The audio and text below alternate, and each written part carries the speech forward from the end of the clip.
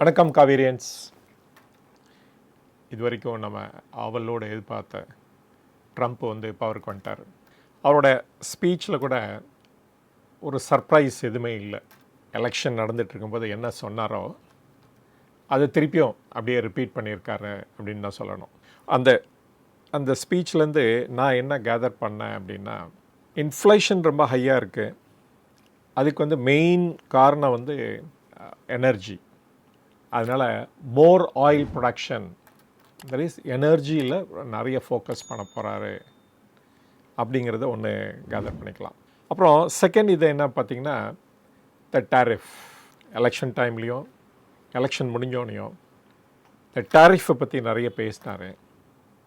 I think அது சூன் அதுக்கு ஒரு டெசிஷன் எடுப்பாருன்னு நினைக்கிறேன். ஆனால் அந்த டாரிஃப் சைடில் பார்த்தோம்னா அது மோர் ஆஃப் அ த்ரெட் மாதிரி தான் தெரியுது. நெகோசியேஷன் மூலமாக மேபி அமெரிக்காவுக்கும் சைனாவுக்கும் ஒரு ரீசனபிள் டாரிஃப் மேபி இம்போஸ் நினைக்கிறேன் லிட்டில் லேட்டர். அப்புறம் one more the department of efficiency அப்படின்னு சொன்னார். அது கூட ஒரு எக்ஸிக்யூட்டிவ் ஆர்டர் இஷ்யூ பண்ணுற போகிறதா சொன்னார். பட் இப்படியே சொல்லிகிட்டே போகலாம். பட் மெயினாக என்னென்னா, நமக்கு அதனால் என்ன இம்பேக்ட் இருக்க போது இந்தியாவில் அண்ட் இந்தியன் ஷேர் மார்க்கெட் பார்த்துட்டேன் சம்வாட் பாசிட்டிவாக தான் இருக்குது. ஏன்னா ஏற்கனவே நம்மளுடைய ஷேர் மார்க்கெட்டு எல்லாத்தையும் ஃபேக்டரின் பண்ணிடுது. அதனால் இப்போ ஆல்மோஸ்ட் லோவஸ்ட் லெவல்கிட்ட இருக்குது அப்படின்னு கூட சொல்லலாம். வெதர் ஆனால் பாட்டமை ரீச் ஆகிடுதா அப்படிங்கிறது சந்தேகம்தான், அது சொல்லவும் முடியாது. அது பாட்டமாக இல்லையா அப்படிங்கிறது எப்போ நமக்கு தெரியும் அப்படின்னா, இந்த Q3 results of all companies வந்தோன்னு தான் நம்ம கரெக்டாக சொல்ல முடியும். இந்தியன் எக்கானமியும் ஸ்லோ டவுன் ஆகிட்டுருக்கு அப்படின்னு சொல்லணும். கவர்மெண்டோட ஸ்பெண்டிங் கூட நிறைய குறைஞ்சிருச்சு. 11.11 lakh crores சொன்னது கூட அந்த டார்கெட்டை கூட ரீச் பண்ண மாட்டாங்க போல இருக்குது. பட் பொறுத்திருந்தால் பார்ப்போம் எப்படி பை மார்ச் எண்டில் இந்த கவர்மெண்ட் ஸ்பெண்டிங் ஆஸ் எஸ்டிமேட்டட் இருக்குதா இல்லையா அப்படிங்கிறத. பட் குட் நியூஸ் என்ன அப்படின்னு பார்த்தோம்னா, எக்ஸ்சேஞ்ச் ரேட் கொஞ்சம் ஸ்ட்ரெங்தன் ஆகிடுது. 86.30 மாதிரி இருக்குது. டாலர் இண்டெக்ஸும் குறைஞ்சிருச்சு. 10-year அமெரிக்கன் ட்ரெஷரி ஈல்டு கூட சமாட் குறைஞ்சிருக்கு. பட் நமக்கு ரொம்ப இம்பார்ட்டன்ட் என்ன அப்படின்னா, ஷேர் மார்க்கெட் திருப்பியும் க்ரோத் பாத்தில் வரணும். அதுதான் இம்பார்ட்டன்ட். பட் இந்த டைமில் நிறைய ஸ்டாக்ஸ் நல்ல ப்ரைஸில் இருக்குது அப்படின்னு நான் சொல்வேன். நான் Q3 ரிசல்ட்ஸ் அவ்வளோ நல்லா இருக்காதுன்னு நிறைய தடவை நான் சொல்லிகிட்டு இருந்தேன். நான் இப்போ பாருங்கள், ஜொமேட்டோவோட ரிசல்ட்ஸ் கூட நேற்று பப்ளிஷ் பண்ணாங்க. இந்த எக்கானமி ஸ்லோ டவுன் ஆச்சுன்னா எந்த இண்டஸ்ட்ரி சிவியராக ஹிட் ஆகும் அப்படின்னா Q காமர்ஸ் அப்படின்னு சொல்லி நம்ம ஈஸியாக சொல்லிட முடியும். ஏன்னா பீப்புள்கிட்ட எவ்வளோக்கு எவ்வளோ சர்ப்ளஸ் மணி இருக்கோ அப்போ தான் அவங்க போய் இந்த மாதிரி ஜொமேட்டோ அந்த மாதிரி பிளாட்ஃபார்மில் போய் ஆர்டர் ப்ளேஸ் பண்ணுவாங்க. இந்த காரணமும் ஒன்று ஜொமேட்டோவோட நல்ல ரிசல்ட்ஸ் பப்ளிஷ் பண்ணாததுக்கு அப்படின்னு சொல்லலாம்.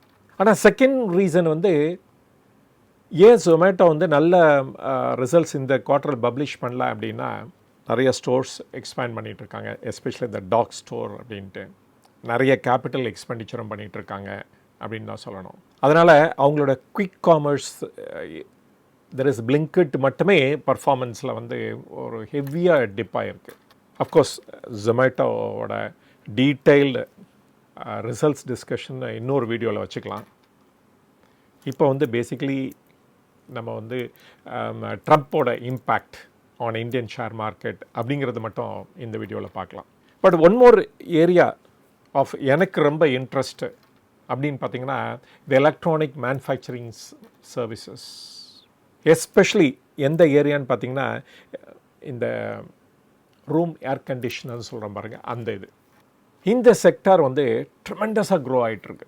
இப்போ பேனாசோனிக்கோட இந்த சீஃபோட இன்டர்வியூ நேற்று நிறைய பேப்பரில் பப்ளிஷ் ஆகிருந்தது. அதை பார்க்கும்போது என்ன தெரியுது அப்படின்னா, கவர்மெண்ட்டோட the biggest success on the PLI front அப்படின்னு பார்த்தீங்கன்னா, இந்த ரூம் ஏர் கண்டிஷனருக்கு தான் போய் சேரணும். நம்மளுடைய டிமாண்ட் ஃபார் ஏர் கண்டிஷனர் எவ்வளோன்னு பார்த்தீங்கன்னா, nearly about 14 million units a year, both window, split and other types of air conditioner. அதில் ஆல்மோஸ்ட் 95% நம்ம இம்போர்ட் தான் பண்ணிகிட்டு இருந்தோம்.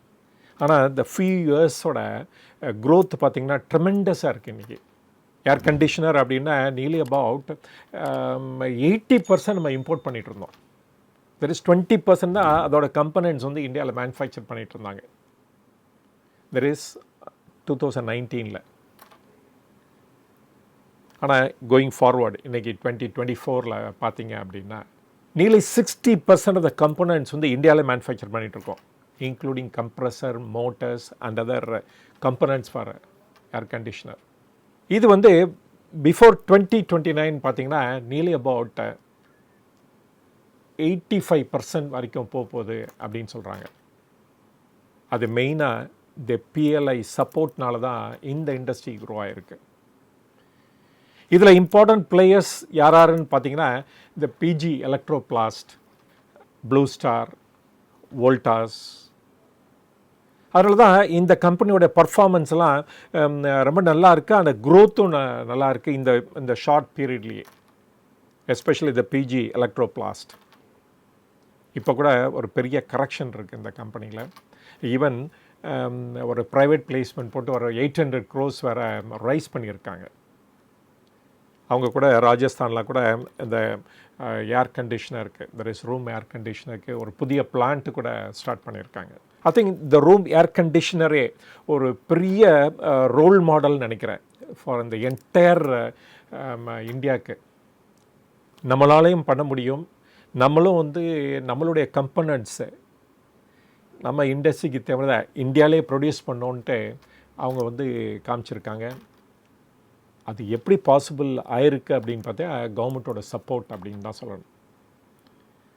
அப்போ ரூம் ஏர் கண்டிஷனரில் நம்மளால் பண்ண முடியுது அப்படின்னா அதே மாதிரி அதர் எலக்ட்ரானிக் இண்டஸ்ட்ரியிலும் நம்மளால் பண்ண முடியும். பை 2030 இது வந்து விசிபிளாக தெரியும் அப்படின்னு தான் நான் ஃபீல் பண்ணுறேன். ஏன்னா ஃபார் கம்பனன்ட்ஸ் மேனுஃபேக்சரிக்கும் நிறைய சப்போர்ட் வந்து ஃபார் எலக்ட்ரானிக் இண்டஸ்ட்ரிக்கும் கவர்மெண்ட் கொடுக்க போகிறதா பேச்சு அடிபட்டுருக்கு. ஸோ பெரிய கரெக்டாக ஆகிட்டுருக்க நிறைய இண்டஸ்ட்ரீஸ் இந்த ஸ்பேஸில் இருக்கிற எதர் டிக்ஸானாக இருக்கட்டும், இல்லாட்ட ஆம்பர் என்டர்பிரைஸ் ஆர் இபேக், இந்த மாதிரி கம்பெனிஸில் இப்போ எக்ஸாமின் பண்ணி அதை ஸ்டடி பண்ணி வச்சுக்கிறது ரொம்ப இம்பார்ட்டன்ட் அப்படின்னு ஃபீல் பண்ணுறேன் நான். அஃப்கோர்ஸ் மெனி ஆஃப் தம் பார்த்திங்கன்னா அவங்க எல்லாமே கான்ட்ராக்ட் மேனுஃபேக்சரர் தான் இருக்காங்க. அண்டு கம்பனன்ட்ஸ் எல்லாமே சப்ளைடு பை அந்த ஒரிஜினல் எக்யூப்மெண்ட் மேனுஃபேக்சரர். அதனால் இவங்களுடைய ப்ராஃபிட் மார்ஜின் பார்த்திங்கன்னா ரொம்ப ஸ்குவீஸ்டாக தான் இருக்கும், 3 to 4% அது மாதிரி தான் இருக்கும். பட் இந்த டிக்ஸான் மாதிரி கம்பெனிஸ்லாம் ஈவன் அவங்களே ஒரு டிசைன் கூட கொடுத்து அது கூட மேனுஃபேக்சர் பண்ணி கொடுத்துட்ருக்காங்க. Big companies like LG, Samsung and other companies. But sooner or later அவங்களோட ஓன் ப்ராடக்டே மார்க்கெட்டில் கூட வர்றதுக்கு சான்சஸ் இருக்குது. ஸோ எலக்ட்ரானிக் மேனுஃபேக்சரிங் செக்டாரும் ஒரு இம்பார்ட்டன்ட் ஏரியா ஃபோக்கஸாக இருக்கணும் அப்படின்னு நான் ஃபீல் பண்ணுறேன் இந்த டைமில். திருப்பியும் கம்மிங் பேக் டு ட்ரம்ப்போட பாலிசி, அவர் வந்து கிரிப்டோ கரன்சி ரொம்ப ஃபேவரபுளாக இருக்கிறவர். ஸோ அதனால் வந்து இந்த கிரிப்டோ கரன்சியோட ஆக்டிவிட்டியும் இன்க்ரீஸ் ஆகும், இந்த ப்ரைஸும் மேலே போகிறதுக்கு சான்சஸ் இருக்குது. H1B விசா பொறுத்த வரைக்கும் ஒரு ஃபேவரபுளாக தான் சொல்லியிருக்காரு. தெர் இஸ் அமெரிக்காவுக்கு வந்து டேலண்டட் பீப்புள் தேவை, பட் ஆனால் அவங்க லீகலாக மஸ்ட் கம் டு அமெரிக்கா அப்படின்னு தான் சொல்லியிருக்காரு. ஸோ அதனால் வந்து H1B விசா வந்து சோஃபார் எடுத்துட்டோம் அப்படின்னா ஒரு ஃபேவரபிள் அவுட்கம் அதுதான் தெரியுது. பட் அவரோட அதர் பாலிசி பார்த்தா manufacturing in America, that is make America again ஒரு மேனுஃபேக்சரிங் ஹப்பாக ஆக்கணுங்கிறது தோ இமீடியட்டாக நிறைவேற்ற முடியாதுன்னு நினைக்கிறேன். பட் ஆனால் சூனர் ஆர் லேட்டர் அவரால் அது பண்ண முடியும்.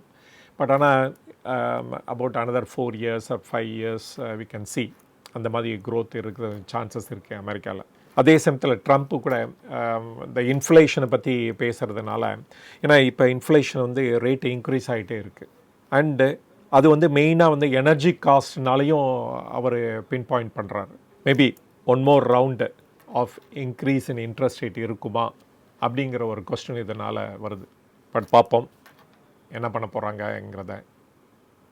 பட் மோர் இம்பார்ட்டன்ட், இந்தியா எடுத்துட்டிங்கன்னா லிக்விடிட்டி வந்து ஒரு சிவியர் கன்ஸ்ட்ரைனாக இருக்குது இந்தியாவில். பார்த்திங்கன்னா எவ்வளோ ஆர்பிஐ வந்து ஓப்பன் மார்க்கெட்டை ஆப்ரேஷன் பண்ணால் கூட ஸ்டில் வந்து huge short fall in liquidity இருக்குன்னு தான் நிறைய பேப்பர் வந்து ரிப்போர்ட் பண்ணியிருக்காங்க. தர்ஃபோர் நம்ம என்ன அசியூம் பண்ணலான்னா இன்ட்ரெஸ்ட் ரேட்டு குறைக்கிறதுக்கு முன்னாடி திருப்பியும் ஆர்பிஐ மேபி அந்த சிஆர்ஆரை திருப்பியும் குறைக்கிறதுக்கு தான் அனௌன்ஸ் பண்ணுவாங்க போல் இருக்குது இன்றைக்கி. ஏன்னா நியர்லி அபவுட் $70 பில்லியன் இந்தியா விட்டு வெளியே போயிருக்கு. There is to that extent வந்து இந்தியன் ருப்பி வந்து gone back to RBI from பேங்க்லேருந்து. ஸோ லிக்விடிட்டி க்ரன்ச்சுங்கிறது ரொம்ப சிவியராக இருக்குது இன்றைக்கி. இதனால தான் நம்ம பார்க்கலாம் அண்ட் சூனர் ஆர் லேட்டர் அந்த பேங்க் அண்ட் ஃபைனான்ஸ் கம்பெனிக்கு ஒரு லிக்விடிட்டி ஷார்ட்டேஜ் இருக்கும். அண்ட் அதனாலேயே அவங்க லெண்ட் பண்ண முடியாமல் போகும். With no circulation of money என்ன ஆக போகுது, டெபாசிட் வராது. தென் டெபாசிட் இல்லைன்னா அட்வான்ஸஸும் அவங்களால ஜாஸ்தி கொடுக்க முடியாது. அந்த மாதிரி சுச்சுவேஷனும் எல்லா பேங்க்கும் ஃபேஸ் பண்ண போகிறாங்க. பார்த்தோம் ஆக்சிஸ் பேங்க்கோட டெபாசிட் க்ரோத் பார்த்திங்கன்னா 9% அண்ட் அட்வான்ஸஸ் நியர் அபவுட் அந்த பர்சன்டேஜ் தான் இருக்குது. இதே ஒரு மெயின் காரணம்னு கூட சொல்லலாம் ஏன் அவங்க நல்லா பண்ணாததுக்கு அப்படின்னு கூட.